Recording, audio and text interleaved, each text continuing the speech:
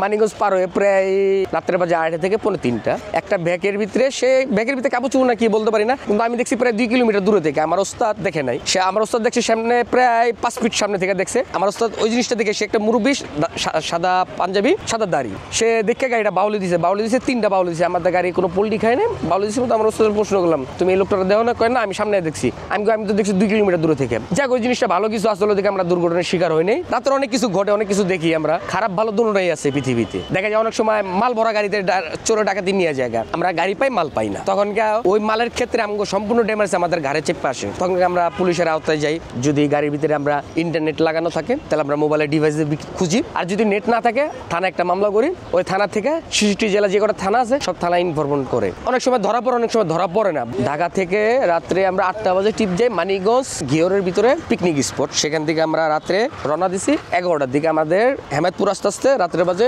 1টা।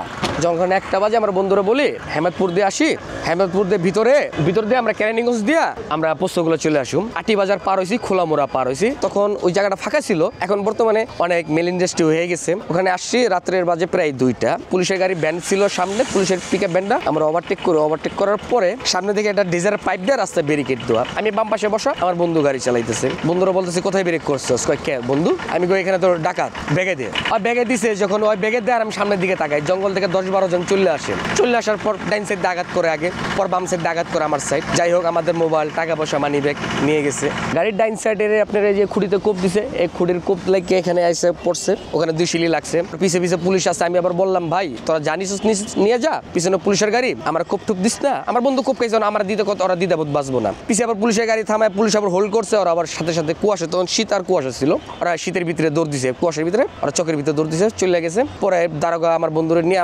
হাসপাতালে গেলাম, সরকারি হাসপাতালে যে ওরা সেলাই করলাম। পুলিশটা ভালো ছিল। সে আবার, আমি বললাম স্যার আমাদের কাছে তো টাকা পয়সা নাই, বন্ধুর তো অনেক শীত, 2 সাইডে গ্লাস ভেঙে ফেলাইছে।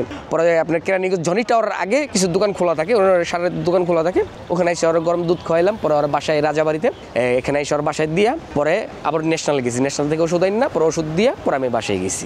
হাই রোডে ওরা সর্বোচ্চ ডাকাতি করে 10 থেকে 15 মিনিট। ওরা গাছ ফালাইবো বা প্রাইভেট দিয়ে বা হুন্ডা দিয়ে ডাকাতি করবো, এই 2-3 প্রকারের। যেন ঘন ঘন গাড়ি চলে, এখানে প্রাইভেট দিয়ে গাড়ি দেওয়া থামানো সম্ভব না, সেখানে গাছ ফালাইবো। আর ফাঁকা জায়গা হইলে সে হুন্ডা দিয়া বা প্রাইভেট বা সেনজি, এই 2টা জিনিস দিয়ে কাজ করতে পারবো। আইসা যেমন গাড়ির ভিতরে বাজাই দিব, বা গাড়ির ভিতরে রানিং এ কোপ দিব, না ইট মারবো, বা গাছ ফালাইলে গাড়ি তো ব্যারিকেড দিয়ে দিলে, গাছ ফালাইলে আমার তো সম্ভব না আমার এই গাড়ি দিয়ে আমি গাছের উপরে দিয়ে মেরে দিতে, বা ওই মাঝারো ধরনের গাড়ি দিয়ে আমি গাছ মারতে পারবো না, যদি বড় গাছ হয়। এখানে আমাদের বাংলাদেশ আন্তর্জাতিক পিকআপ স্ট্যান্ডে ভুক্তভোগী আমরা। এখানে স্থায়ীভাবে পিকআপ থাকে, যাতায়াত করি অল ডিস্ট্রিক্ট। এখানে ছোট বড় সব ধরনের পিকআপ আছে। আমরা একটা ছোট গাড়ি নিয়ে এখান থেকে ঢাকা থেকে চিটাং যেতে পারি, তারপর আরো বেশি দূর হলে আরো যেতে পারি। এটি লং মাইলেজের গাড়ি। টেকনাফ থেকে তেতুলিয়া, বাংলাদেশ অল সমগ্র বাংলাদেশ ভাড়া আসলে আমরা যেতে পারি। দেখা যায় আমরা এখান থেকে পঞ্চগড় যাই, এই গাড়ি ভাড়া আছে 15,000 টাকা।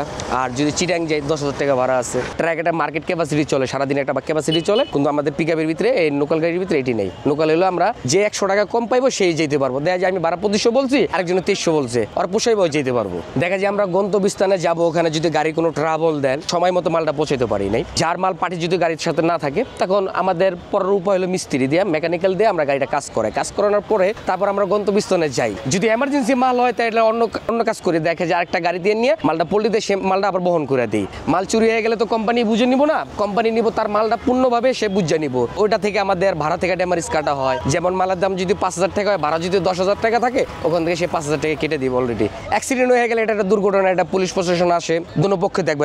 মালের পার্টি থাকলে পার্টির পক্ষও দেখবো, এমনকি গাড়ির মালিক পক্ষও দেখবো। আমি 2007-এ মোটর ডিপার্টমেন্টে আসছি, আজকে 2025 গাড়ি চালাই যেতেছি। 15 বছরের ভিতরে ডাকাতির শিকার হয়েছি, রোড অ্যাক্সিডেন্টের শিকার হয়েছি। আল্লাহ পাক মা বাবার দোয়ার জন্য এ পর্যন্ত বেঁচে আছি। জানালে যে 2টা অ্যাক্সিডেন্টে ফারা হয়েছি, মনে হয় না বেঁচে থাকতাম। মন দুর্বল নিয়ে এই মোটর ডিপার্টমেন্টে আসা যাবে না। যে কোনো জিনিস, সাগরে হোক আকাশে হোক, হাট দুর্বল নিয়ে এই মোটর ডিপার্টমেন্টে আসা যাবে না। মোটর ডিপার্টমেন্টে গাড়ি চালাতে হলে রাস্তায় চোখ রাখতে হবে। কে ড্রাইভারের চোখ হলো 6টা চোখে সে 6 দিকে দেখবে, সামনে 2 সাইডে পিছনে। এদিক যদি ফলো না করে তার কোনো দিকে কাজ হবে না। প্রাইভেট বা কোনো প্রশিক্ষণ সেন্টার আমরা যাই নাই, আমরা যা শিখছি কমার্শিয়াল ভাবে, আমরা কমার্শিয়াল লাইসেন্স, এটা আমাদের কমার্শিয়াল ভাবে আমরা কাজ শিখে হয়েছে। এই যে এখান থেকে গাড়ি চালাতে যেমন আমি এখান থেকে উত্তরবঙ্গ যাব, ঈদের বাজার একটা টিপ নিছি, রাস্তা অনেক জ্যাম।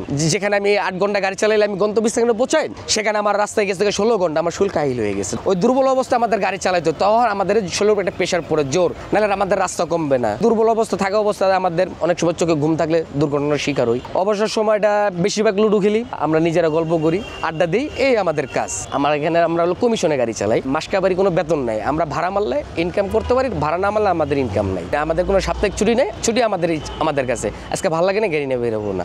গাড়ি যখন আমাদের রাস্তায় চলে সবচেয়ে বিরক্তিকর বর্তমানে 3 চাকা বাহন অটো, যাদের প্রশিক্ষণ নাই, গাড়ি কাগজ নাই, লাইসেন্স নাই, না জানে তারা রাস্তা কিভাবে চলবে। সে চলবে বাম সাইডে, সে চলে আসে বড় ডাইন সাইডে। তাকে যদি একবার জায়গায় 5 বার হরন দেয়, সে আরো বেশি করে মাঝখানে চলবে, সে বাম সাইড ধরে চলবে না।